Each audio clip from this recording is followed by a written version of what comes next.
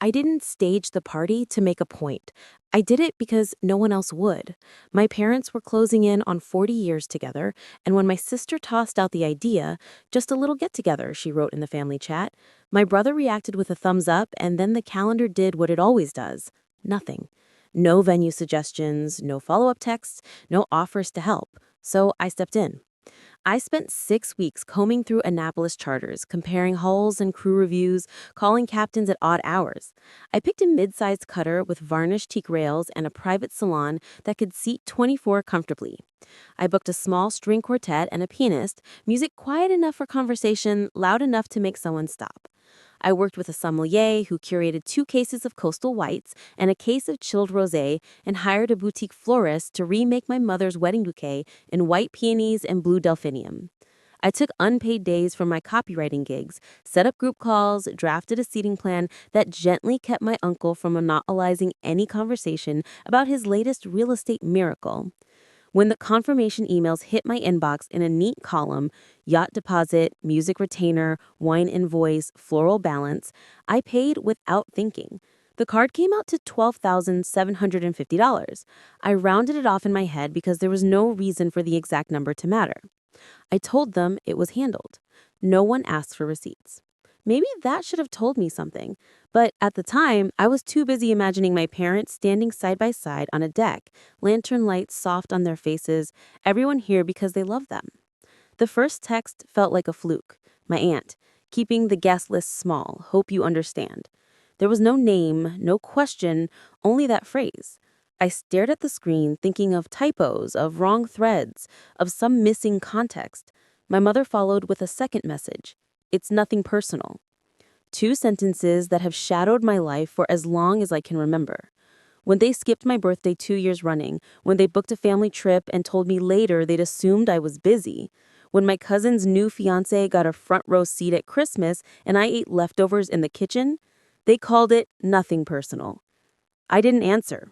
I sat on my couch with my phone in my lap and watched the cursor blink like a small, waiting animal. I thought maybe someone would correct it, send a sheepish follow-up, oops, wrong chat, or a string of embarrassed emojis. But the quiet kept its steady silence. For a few minutes, I let my head swim with every small, unpaid favor I had accumulated. Plumbing calls, bills covered, taxes filed during a particularly anxious April, until the absurdity of it unclenched my jaw. I could list the hotels I'd reserved for cousins, the night I slept on their couch after Dad's car broke down, the time I took 2 days off to track down a missing vendor invoice. I had been their fix-it kit for years, a role I performed without applause because this family runs on convenience disguised as love. Then I opened the contracts. The yacht's cancellation window was a narrow seam but still open. I drafted an email to the event coordinator citing a change in terms and requesting the deposit back. The reply came within the hour, a polite confirmation and an offer to reschedule. Next, the quartet. I messaged the leader and explained the party had been reconfigured. She paused the remaining balance without complaint. The sommelier had already begun packing bottles, but agreed to hold the shipment. The flowers were already made, custom work, non-refundable, but I didn't fight that.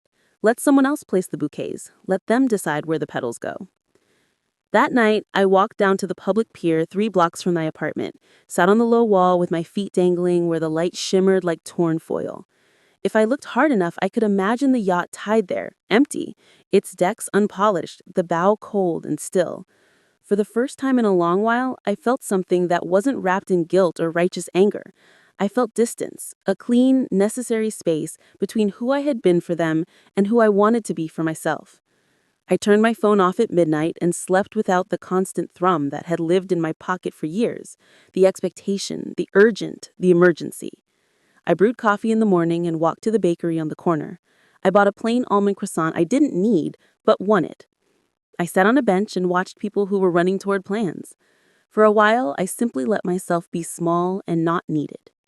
Later, when I turned the phone back on, there were 10 missed calls, 7 from my father, 1 from my aunt, a cluster of texts asking if I was okay.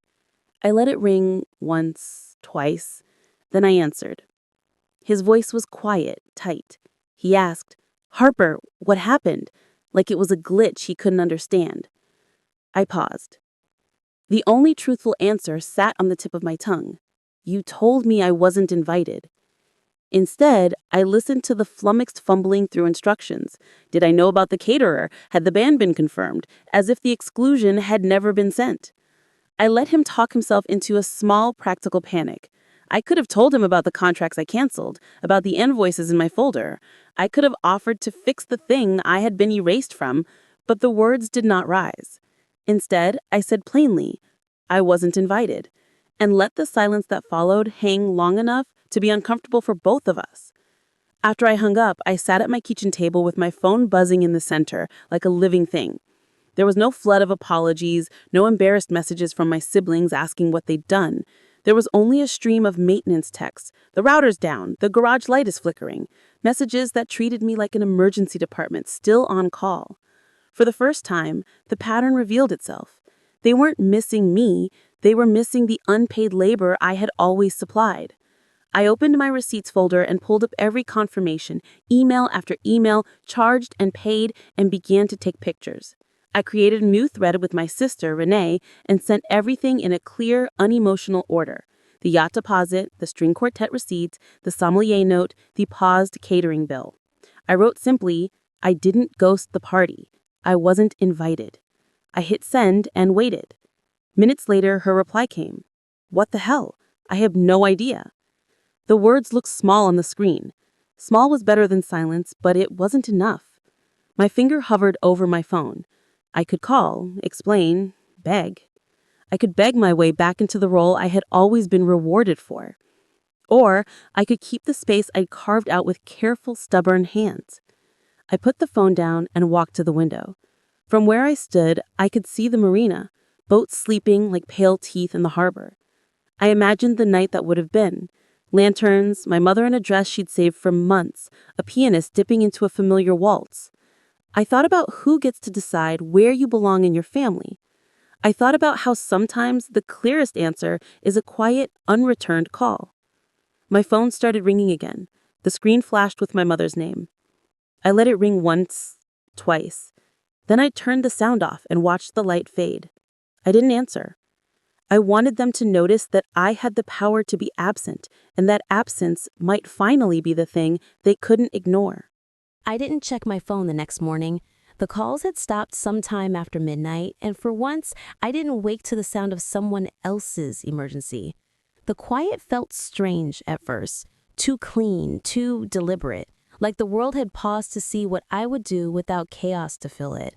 I made breakfast without glancing in my inbox, no buzzing notifications, no guilt, just coffee, eggs, and a kind of stillness that almost felt luxurious. By noon, curiosity won. I opened my phone, expecting another avalanche of missed calls. Instead, there were 3 new messages. One from my father, we need to talk. One from my mother, please call when you can. And one from my brother, Miles. Hey, did you cancel the yacht? No greetings, no apologies, just panic. I didn't answer any of them. I scrolled through my photo folder, landed on the screenshots of every invoice, every signed contract, every careful line item. It wasn't spite that made me do it, it was proof, tangible evidence that I had given everything and been written out anyway. There's something brutal about realizing you've been the scaffolding in a family that never saw you as part of the foundation. By late afternoon, the messages changed tone. My mother's came first. Your father's furious. Everyone's showing up and there's nothing here. Please fix this. That word again, fix. I stared at it for a long time. Fix this, like I'd broken something, like I was responsible for the mess they created when they decided I didn't belong. The irony almost made me laugh. I put the phone face down and walked to the park behind my apartment, the one with the weeping willows hanging over the lake. Kids were feeding ducks. A couple jogged by sharing a single set of headphones. The air smelled like early summer. I sat on a bench and watched sunlight ripple through the leaves. I thought about every time I'd stepped in. Every time they'd said, we couldn't have done it without you, but never meant you. They meant your time, your money, your silence. When I got home, my inbox was full. A flurry of emails from vendors, the caterer asking for clarification, the quartet confirming cancellation, the yacht company refunding the deposit minus a small service fee. Everything was tidy, efficient, the way I liked it.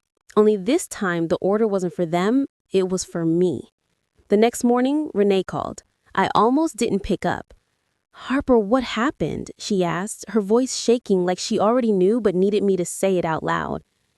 "I told them that I wasn't invited," I said simply. Silence. Then a shaky breath. "They told everyone you got sick, that you had a breakdown." I closed my eyes. There it was, the rewrite. The family script had always found a way to make me the unreliable one. If I didn't show up, it was because I was unstable. If I didn't help, it was because I was dramatic. God forbid it was because I was done. I didn't have a breakdown. I just stopped showing up where I wasn't wanted. Renee didn't argue. They made it sound like you ruined everything.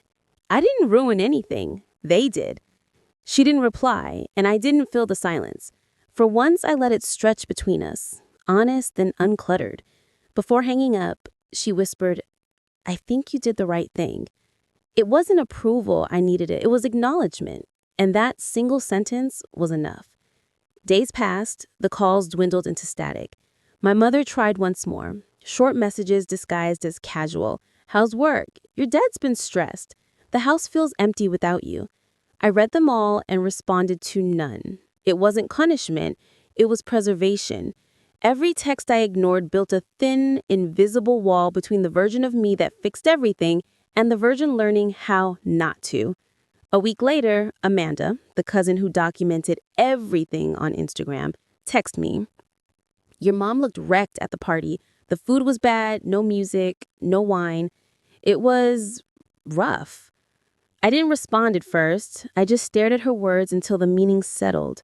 Rough. I imagined paper plates, cheap soda, wilted flowers, a patchy backyard with the yacht should have been. I should have felt triumphant, maybe even vindicated, but all I felt was clarity. It wasn't revenge. It was cause and effect. They told me I wasn't invited, so I didn't show up. When Amanda finally followed up with, "She's been saying you flaked, that you just disappeared," I sent her the screenshots, the receipts, the texts, the proof. She replied almost instantly. "Holy crap, I had no idea. They made you sound crazy." I exhaled slowly, not out of anger, but relief. For the first time, someone else saw it, the pattern, the manipulation, the quiet cruelty that always hid behind "hope you understand." After that, I stopped checking my phone altogether. I built something with my hands, a small coffee table I'd been meaning to finish for months. I sanded, glued, stained the edges, felt the grains smooth under my fingers. It was something whole, something that didn't take from me. I realized I'd been building other people's lives for so long that I'd forgotten what it felt like to build something for myself.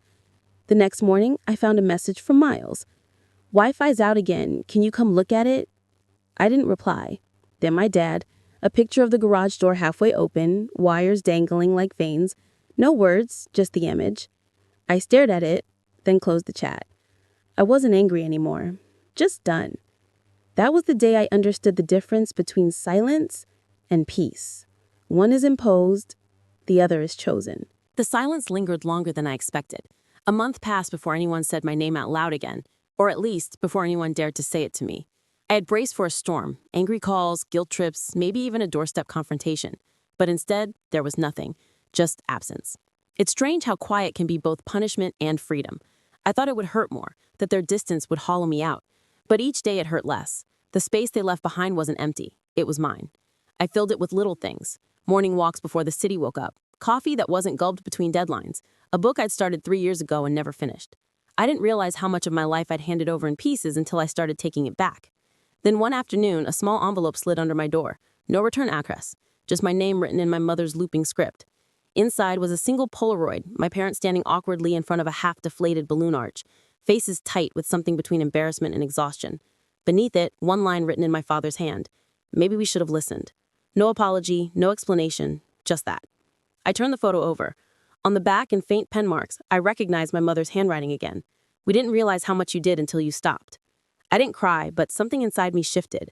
For years, I had begged for acknowledgement. Not money, not affection, just truth. Now that I had it, I realized I didn't need it anymore. I tucked the photo into a drawer not as a keepsake, but as a reminder, proof that walking away doesn't always mean losing. Sometimes it's the only way anyone learns. 2 weeks later, Renee and I met for coffee. She looked at me like she was studying a different person. She said, "You seem lighter." I replied, "I am." She smiled, "So what happens now?" I stirred my drink. "Now I build my own celebrations." Renee raised an eyebrow. "Like birthdays?" I said, "Like everything. I've been waiting for my family to include me for so long that I forgot I could throw a party just because I wanted to." And I did. Not a yacht, not a live orchestra, just a handful of people who saw me, really saw me. We sat on my apartment balcony under string lights, the kind that hum softly when the breeze hits. I cooked. We laughed. No one asked me to fix anything. No one kept score. That night, as the city lights reflected off the glass towers in the distance, I realized something simple but profound.